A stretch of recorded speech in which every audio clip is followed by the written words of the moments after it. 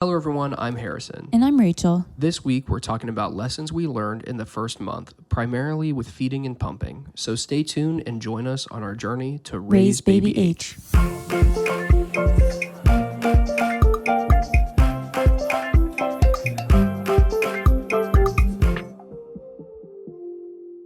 I would say that in each month so far, there has been a big lesson that we've had to learn and figure out. In the first month, it was all about feeding and pumping. As you may know, there was a lot of misunderstanding or misinformation about feeding Edison. So we're just going to put it out there and say that we feel really stupid, and hopefully somebody listening to this will learn from our naive mistakes. There's a popular saying that babies are made to survive first-time parents. And we are very glad that our mistakes with feeding Edison haven't had an effect on his health past his first week of life. So today, we're going to talk about what we've learned in that first month. So today's episode is just like a general, what you need to know about feeding your baby, whether it's breastfeeding, formula feeding, and things that we learned. And I just have to say that there's so much unnecessary controversy around how you feed your baby. It doesn't matter. If someone else is not the one buying the formula for your baby, providing the breast milk for your baby, it should not matter to them how your baby is being fed as long as they're growing. In season 1, we did an episode with Rachel's mom and her sister-in-law, and the saying that we walked out of with is fed is best. And really, that is what matters, is that your baby is getting food, that they're gaining weight, and that they're growing. And you need to figure out what works for you. And from what we have found, with a lot of research and reading about a wide variety of things, most of the benefits for breastfeeding are actually for the mom. There's actually very few benefits for breastfeeding that can be scientifically proven for your baby. And if you find a study that does prove that breastfeeding is better for your baby, you need to look into whether it's biased in some other way, because a lot of times they are, and it makes it seem like the impact is much larger. Just make sure your baby gets fed. So the first thing that we really did not understand is the amount that your baby needs to eat, especially in that first week, because it changes so much. So we thought that, because everyone throws out 5 to 7 milliliters, we thought, okay, in the first 24 hours, Edison only needs to eat 5 milliliters and he's good to go. The biggest reason we thought this is that immediately after Edison was born and we talked to the nurse about him just not latching very well, she was like, it's not really a big deal. He only needs to eat 5 milliliters. For the first 24 hours, he doesn't really need to eat that much, so you're fine. So we genuinely thought in 24 hours, he only needed 5 milliliters. And that is such a tiny amount. It's just insane. And babies' stomachs are really small. They can't hold more than 5 milliliters when they're first born. But what we didn't understand is that they mean every 3 hours or so. So that 5 to 7 milliliters in the first 24 hours, that is per feeding. And with all of these feedings, the typical frequency that you should be feeding your baby is 2.5 to 3 hours. Eventually, you can start to space it out more, but that's kind of the time range that they're talking about. So the amount that they need to eat very quickly starts to go up. So by the time they're 2 to 3 days old, they need just under an ounce per feeding. By the time they're 1 week old, they need 1.5 to 2 ounces per feeding. And by the time they're 1 month old, they should be eating 3 to 5 ounces every 3 to 4 hours. After you get past 1 month, the numbers for feeding are going to change a lot, depending on whether you're using formula or breast milk. What we have learned about breast milk is that babies need less breast milk than they would need formula, because breast milk changes as your baby grows. It becomes more nutrient rich, so they don't need the same volume to get all of the nutrients.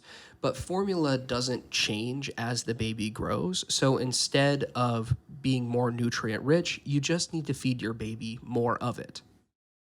Also, since we have been exclusively pumping, and that's a pretty new trend with moms, There isn't a whole lot of research on whether when you're exclusively pumping, if you should follow the standards for a breastfed baby or if you should follow the standards for a formula fed baby as far as ounceage. And what we have been doing so far is just taking our cues from Edison. He's still growing very well. He doesn't seem like he's hungry or he needs more ounceage. And so for now, we've just kind of capped him off at 4 ounces. One of the things that's very difficult about breastfeeding a baby, other than the fact of them getting the food, which is a whole nother battle in itself, is that you never really know how much food your baby has eaten. When we were talking with lactation consultant, what they did was weighed Edison before we fed him and then fed him, then immediately weighed him again, and they could tell how many ounces he had eaten. And unless you have this system at home, if you're breastfeeding your baby, you're really going to have no clue how much they ate. And all you can do in that scenario is pay attention to how long you're feeding on each side and really just pay attention to your baby. Is your baby constantly hungry? Do you think you need to be feeding them for longer to maybe get more amounts? But in general, for breastfed babies, you should just be feeding whenever the baby is hungry, and that is going to help your supply. And that is what can make breastfeeding very hard and challenging in the first few months because your baby is just really trying to make up for those first few days when your milk hadn't come in yet and trying to establish your supply, which seems kind of weird that like your baby knows intuitively that they need to establish your supply. But it is really hard. And so I would say that I was just exclusively pumping. I was not feeding Edison on demand. And it was still very challenging and taking a toll on me to have to pump every 3 hours. Even though breastfeeding is considered the natural way, it doesn't really work out for everybody all the time. It is a very difficult thing, and there's lots of stuff that could go wrong. Mom might not have a great supply at the beginning because it does take some time for milk to come in. After the milk comes in, you might not be keeping up with the amount that your baby needs to eat. And on top of all of that, your baby could just not latch. So it's not always an issue with mom. Sometimes there's just things with your baby that makes it very, very difficult to breastfeed. And that is a lot of the issues that we ran into. But breastfeeding is all about supply and demand. After your baby is first born, mom's body is going to produce hormones that start making milk and can kind of keep that supply going. But you have to get that milk moving in order for your body to keep creating more. So if you're having a hard time getting a full feeding for your baby, you may need to pump at the beginning to help a little bit with your supply. Something that the lactation consultant really advised me against when we met prenatally was to not pump too early because then you start this vicious cycle of oversupply. If you're breastfeeding and pumping on top of it, your body is going to think that you have an extra feeding per day.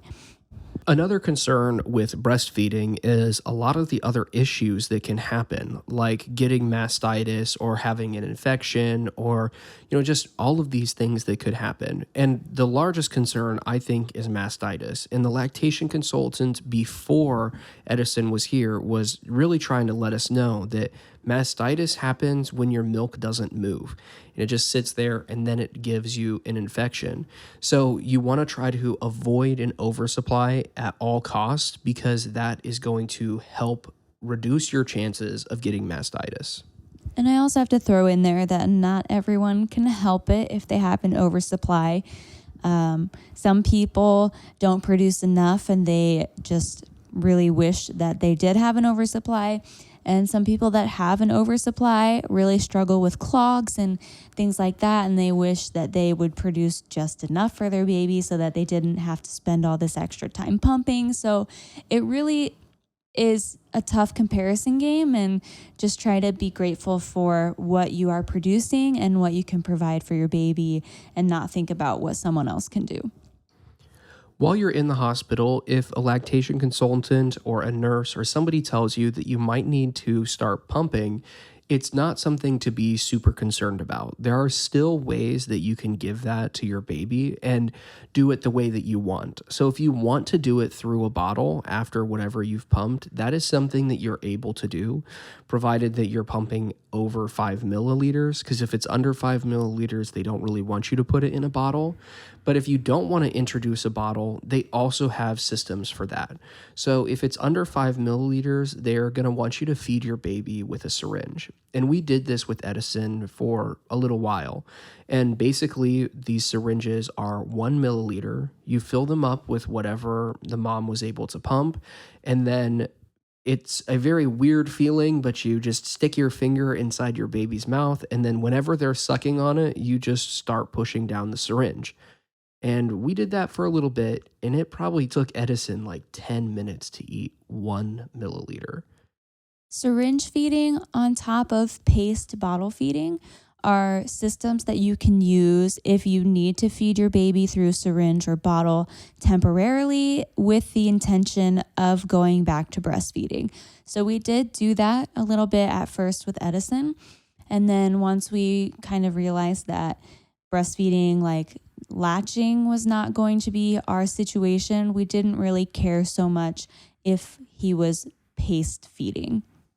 If you are concerned about introducing a bottle for your baby and you are creating over 5 milliliters of colostrum, then you can do what is called a cup feed. We can't provide a whole lot of information for that because we did not do it, but basically the way it works is they give you a cup and you try to feed your baby with it.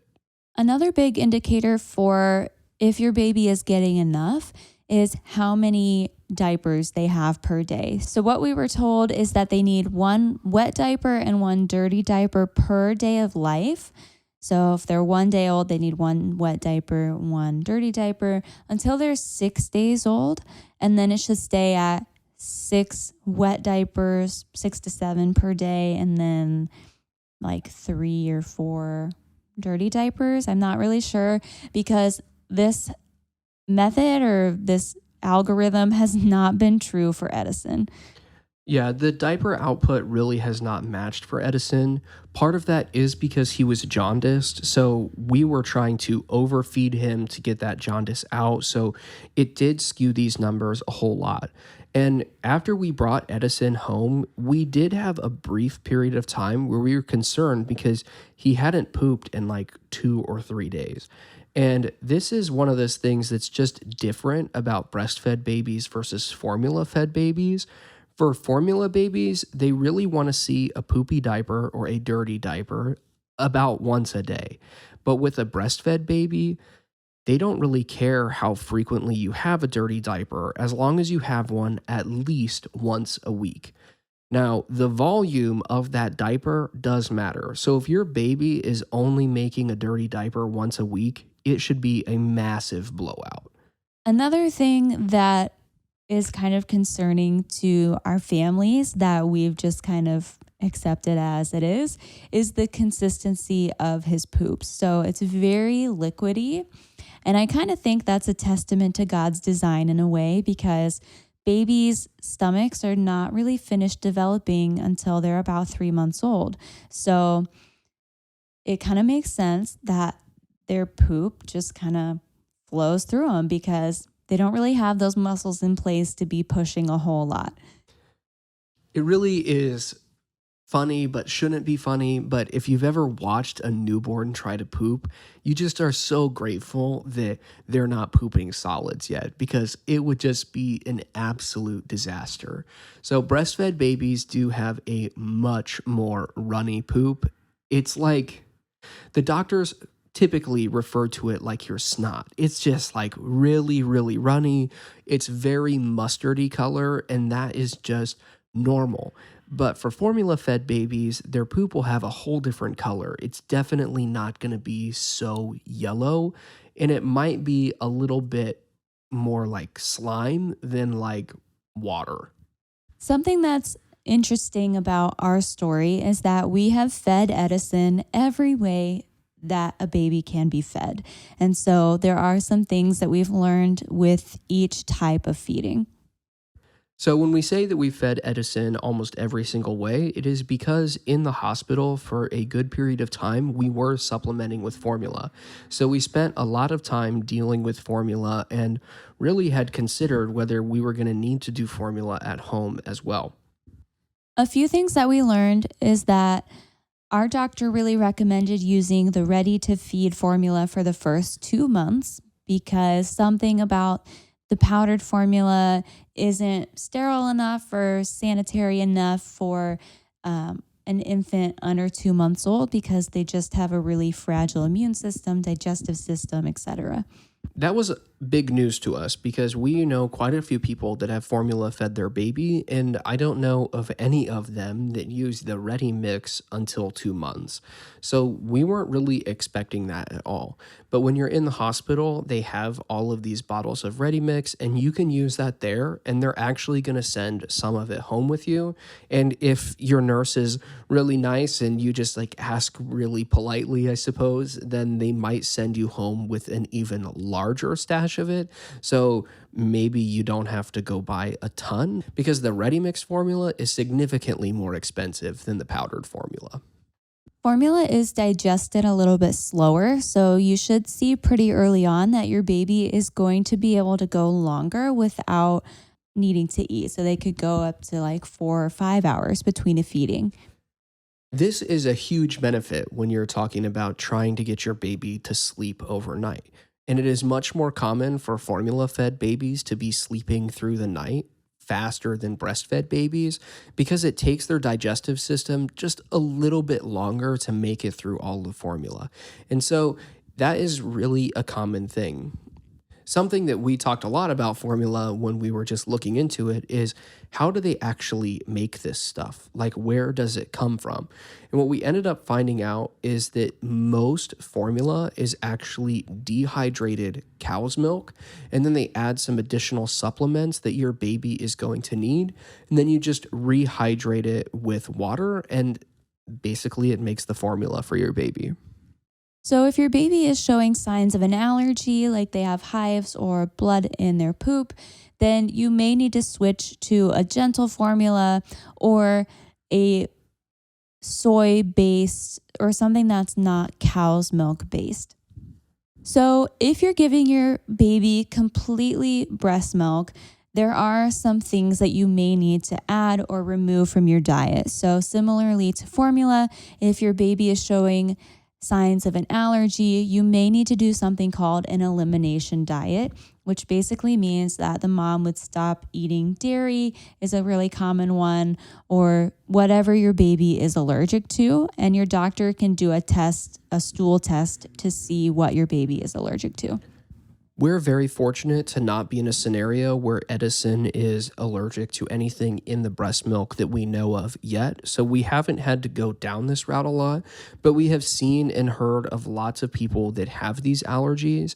And I definitely think the hardest part is figuring out what your baby is actually allergic to. And unfortunately, it just takes some trial and error. If your baby is getting only breast milk, sometimes you may need to add a probiotic or a vitamin D supplement into your baby's diet. This can be through a drop that is meant for infants that you give to them, or mom can take an extra large dose of vitamin D or a daily probiotic, and that will be passed on to your baby. What has worked best for us is taking a vitamin D drop that is meant to be just given directly to an infant, and we just put a drop of it in the milk. And as long as Edison finishes that entire bottle, he will get the entire drop, so we don't have to worry about it. Our pediatrician recommended that we do this because breast milk does not have any vitamin D in it, but formula does. They add it into formula. So if you are formula feeding your baby, this is not something you have to worry about. Formula also includes a ton of vitamins that are really good for your baby, but that can be fixed by the mom just continuing to take a prenatal vitamin. Another big thing to consider when you are breastfeeding is that everything the mom consumes eventually will make it to your baby. So that includes things like these vitamins and the stuff that you eat, but it also means if you're on any antibiotics, which you may have to take after your delivery, and that is also going to make it to your baby. So after the delivery, Rachel was on some antibiotics for an infection that she got, and that had an impact on Edison as well. A lot of people, when they're breastfeeding, are concerned about alcohol and if that can be passed on to your baby. And originally, years ago, the thought was if you don't feel safe enough to drive, that milk is not safe to give to your baby. And that's definitely a standard that I am following because I don't even really want to risk passing on any alcohol to Edison. But there has been more evidence that has come out recently that alcohol doesn't really cross into breast milk at all. And if it does, it's the amount of alcohol that is in the orange juice that you buy at the store. In general, when it comes to alcohol consumption and breastfeeding, it's just something that you need to be aware of and really find what you're comfortable with and basically just take it from there. Another thing with breastfeeding in the early days is that your milk doesn't come in until 3 to 7 days after birth. I think it was like day 4 or 5 for me. And it really does happen overnight. You just wake up and you're like, holy crap, my boobs are like twice the size that they were when I went to bed last night. And really the best thing that you can do at that time is just continue with whatever schedule you have. So if you're breastfeeding, just feed your baby as they need to feed. Like you don't need to increase, you don't need to pump in between feedings. And if you're pumping, just stick to your every 2 to 3 hours schedule. And eventually the engorgement will pass. If you are having issues with engorgement or a lot of pain, there is a ton of great stuff out there that you can use to help you. And Rachel found these engorgement masks that really seemed to help her, and we just got quite a few of them. And anytime it was particularly painful, Rachel would use one of those just to get some pain relief. I have a slight oversupply, so I can go into that a little bit more in our exclusive pumping episode, but there are a lot more things that you have to worry about with milk removal when you are producing more than your baby is eating.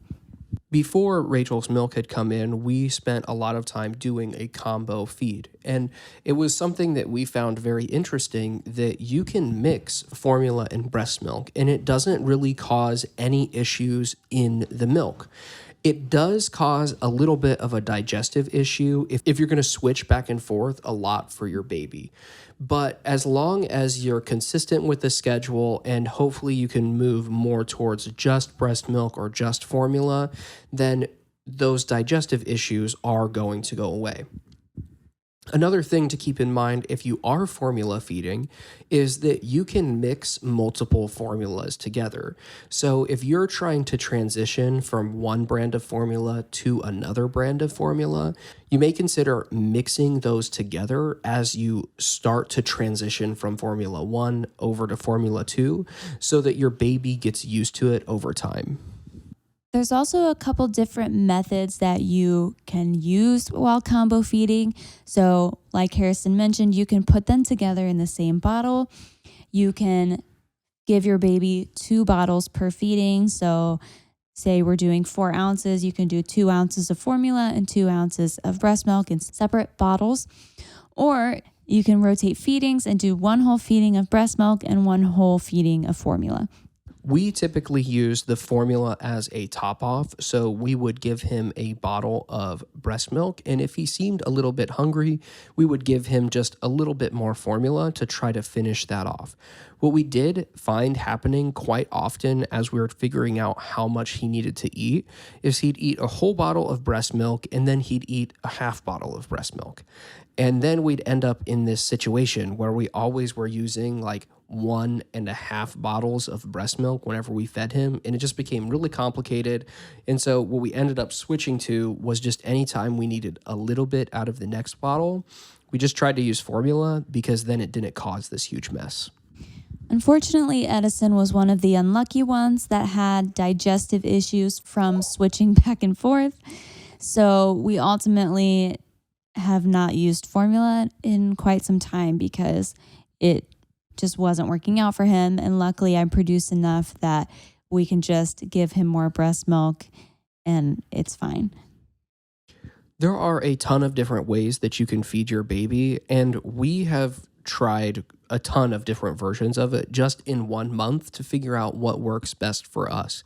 And really, I would still go by the idea that feeding your baby, whatever way you can, whatever way makes it easiest for you and your family, that is the way to go.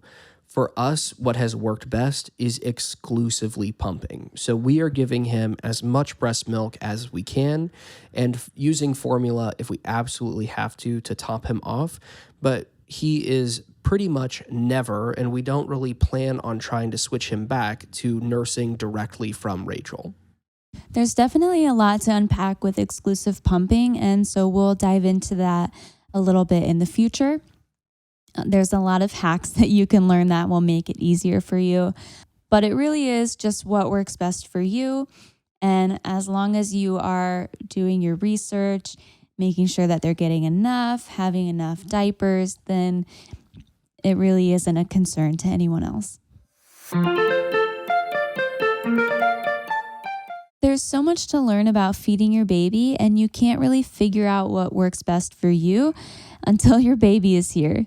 And we've said it before and we'll say it again, but fed is best. Next time, we're going to talk about exclusively pumping and some tips and tricks that can make it easier. Thanks for joining us. See you next time.